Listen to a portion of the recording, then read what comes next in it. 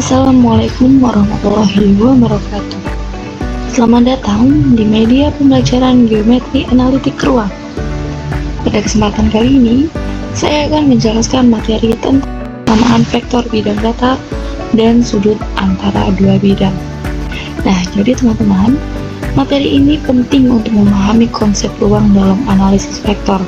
Saya, Lidiawati, yang akan membimbing kalian mempelajari konsep dasar, bentuk persamaan, serta contoh soal.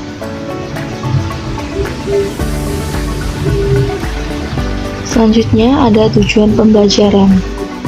Pada slide ini terdapat tujuan pembelajaran yang ingin kita capai.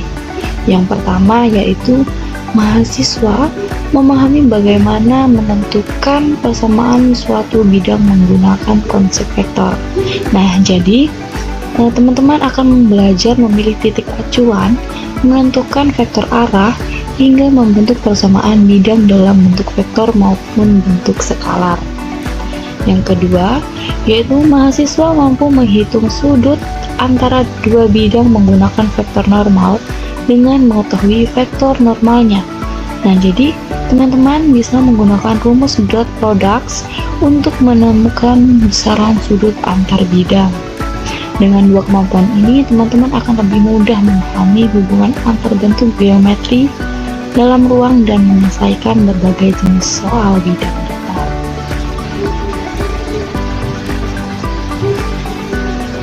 Selanjutnya ada konsep dasar bidang datar. Nah, jadi sebelum masuk di persamaan bidang, kita pahami dulu konsep bidang datarnya ya teman-teman. Jadi, bidang adalah himpunan titik-titik yang membentuk permukaan datar yang tidak memiliki ketebalan. Dalam analisis vektor, sebuah bidang biasanya diwakili oleh satu titik dan satu vektor normal, atau oleh tiga titik yang tidak segaris. Nah, jadi pada slide kali ini yaitu ada definisi. Definisi bidang datar adalah permukaan dua dimensi tak terbatas. Selanjutnya ada representasi yang didefinisikan oleh titik x0, y0, z0 atau x, y, z dan vektor normal n sama dengan a, b, c yang tegak lurus bidang.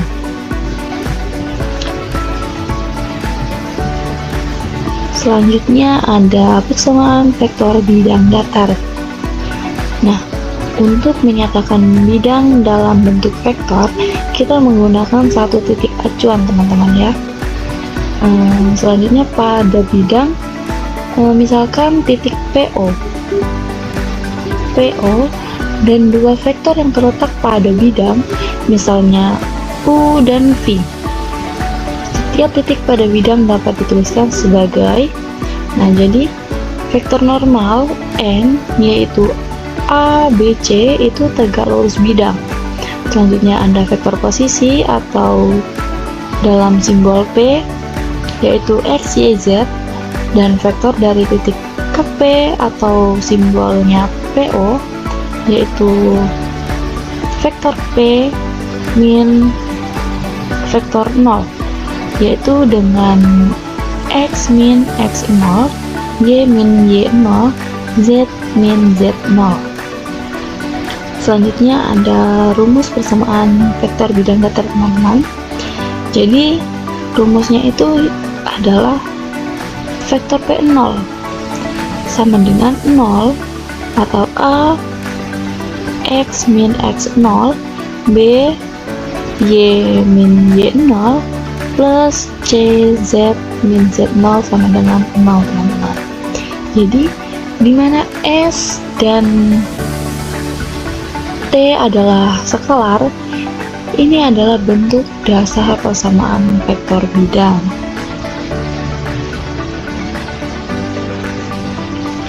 Selanjutnya ada bentuk persamaan bidang datar.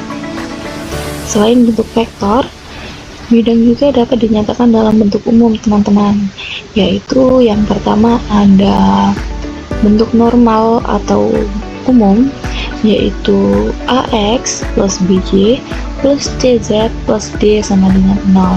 Nah, di sini dengan ABC adalah komponen vektor normal. Jadi ABC ini, A, B, C ini adalah komponen vektor-vektor normal bidang ya teman-teman. Nah, dengan D sama dengan min AX0 plus BY0 plus CZ0.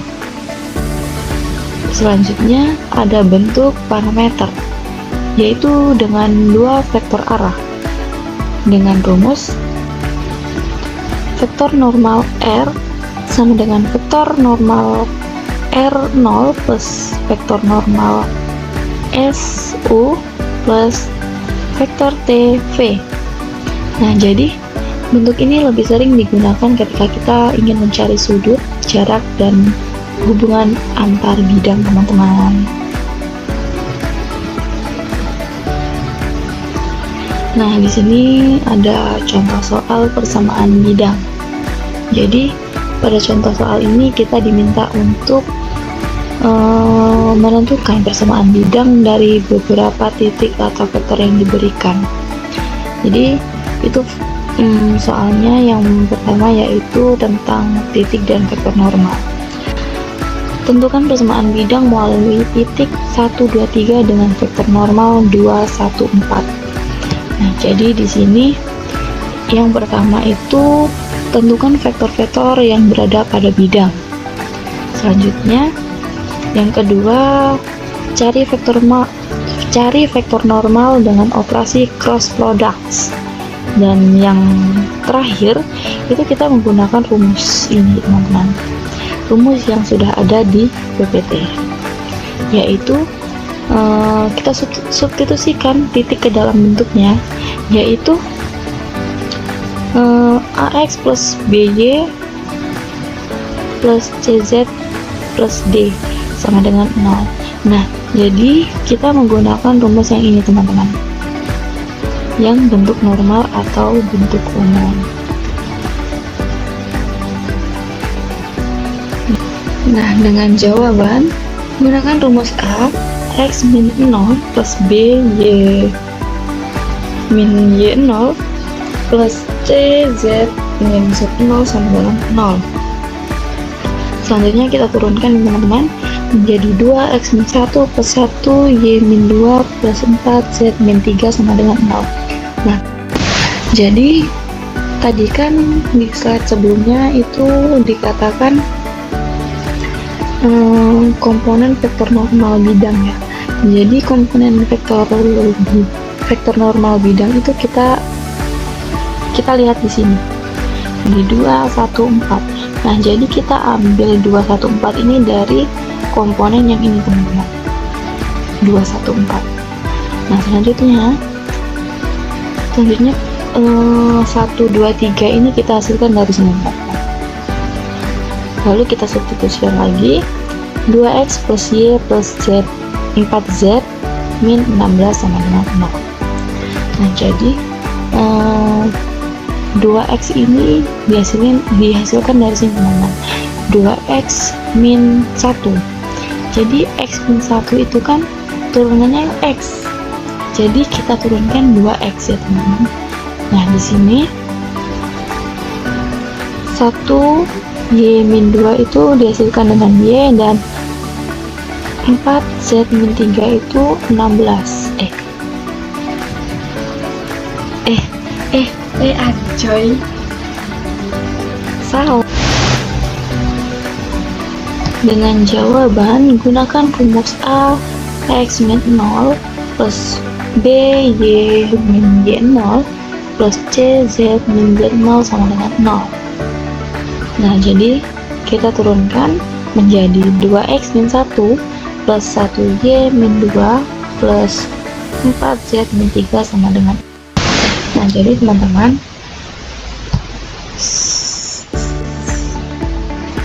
jadi 2, 1, 4 ini tadi kan di slide sebelumnya dikatakan dengan komponen vektor normal bidang ya, teman-teman. Jadi kita hasilkan dari sini, kita ambil dari 2, 1, 4. Selanjutnya 1, 2, 3 ini kita ambil dari sini, teman-teman.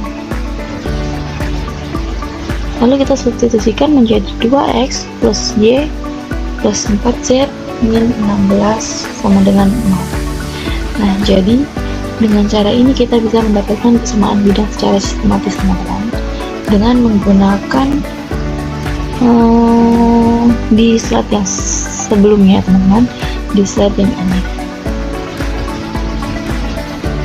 Oke, selanjutnya ada contoh soal persamaan bidang, yaitu soal yang kedua ya, teman-teman.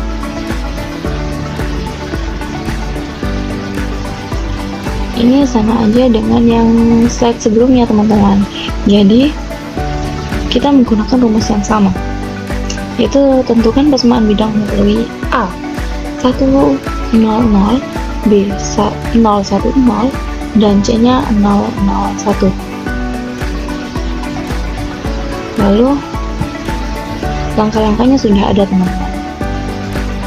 Langkahnya sudah ada. Kita menggunakan vektor AB sama dengan min 110, vektor AC nya min 101, dan normalnya sama dengan AB dikali AC, dengan vektor normal sama dengan 111, yaitu dengan jawaban gunakan titik A, yaitu 1 x min 1 plus 1 y min 0 plus 1 z min 0 sama dengan 0. Nah, jadi teman-teman, tadi kan ada yang dikatakan dengan komponen vektor normal bidang ya. Jadi kita ambil satu ini, kita ambil dari vektor normal ini, komponen vektor n ya, teman-teman. Oke, selanjutnya ada sudut antara dua bidang, yaitu sudut antara dua bidang ditentukan oleh sudut antara vektor normal kedua bidang tersebut. Jadi bukan sudut langsung antara bidangnya, tetapi sudut antara arah normalnya, teman-teman. Yaitu kita lihat dalam PPT, yaitu ada konsep sudut antara dua bidang adalah sudut antara vektor-vektor normalnya, yaitu dengan rumus cos theta sama dengan mutlak vektor normal 1 dikali vektor normal 2. Selanjutnya vektor normal 1 dan vektor normal 1. Nah, jadi digunakan nilai mutlak agar sudut lancip. Selanjutnya ada contoh soal sudut antara dua bidang, yaitu dengan soal tentukan sudut antara bidang x plus y plus z min 1 sama dengan 0 dan 2x min y plus 3z sama dengan plus 2 sama dengan 1. Jadi pada contoh soal ini kita diberikan dua persamaan bidang, teman-teman. Lalu kita dimintai mencari sudut antar bidang tersebut, yaitu yang pertama ambil koefisien x, y, z sebagai vektor normal bidang, teman-teman.